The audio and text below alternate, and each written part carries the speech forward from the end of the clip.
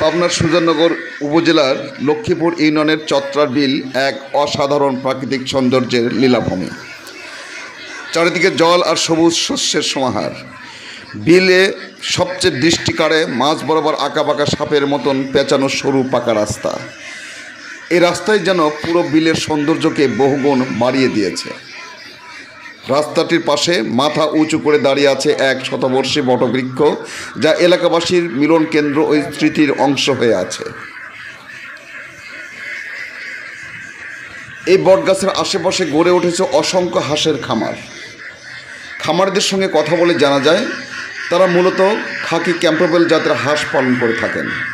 এই জাতের হাঁসকে ডিম উৎপাদনের জন্য পৃথিবীর অন্যতম সেরা জাত হিসেবে বিবেচনা করা হয়ে থাকে। একজন খামারি জানান, তার খামারে প্রায় 1000 মতো ক্যাম্পবেল জাতের হাঁস রয়েছে। প্রতিদিন তিনি গড়ে 750 থেকে 800টি ডিম সংগ্রহ করে থাকেন। সাধারণত একটি ক্যাম্পবেল হাঁস বছরে 300 থেকে 310টি ডিম দিয়ে থাকে। ফলে 1000 হাঁসের খামার থেকে বছরে প্রায় 3 লক্ষ ডিম আয় করা সম্ভব। বর্তমানে হাঁসের ডিমের বাজার চাহিদার তুলনায় উল্লেখযোগ্যভাবে বেড়েছে। বাজারে যেমন মুরগির ডিম হালি 45 টাকা, সেখানে হাঁসের ডিমে হালি প্রায় 70 টাকা। অর্থাৎ হাঁসের ডিমের লাভের পরিমাণ তুলনামূলকভাবে অনেক বেশি।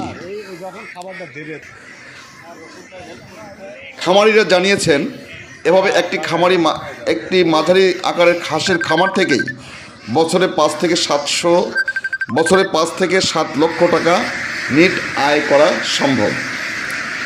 বিশেষজ্ঞরা বলেছেন, হাঁসের ডিম শুধু সুস্বাদুই নয়, এতে ভিটামিন, মিনারেল ও প্রোটিন বেশি থাকায় পুষ্টিগুণের দিক থেকেও মুরগির ডিমের চেয়ে অনেক এগিয়ে হাঁসের ডিম। তাই শহরাঞ্চল ও বাজারে এর চাহিদা দিন দিন বেড়েই চলেছে।